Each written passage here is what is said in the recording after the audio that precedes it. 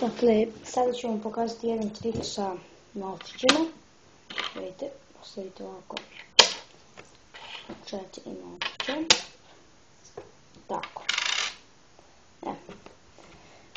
Sad uzmite ovako jedan. Vidite, sad. Evo ga. Evo ga drugi. Evo ga. Treći. Evo ga. Četvrti. Evo.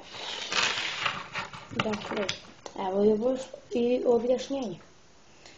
Postavite 4 dinara novčića. Tako. A jedan imate u ruci. Sad, uzmite jedan novčić, jedan što imate u ruci.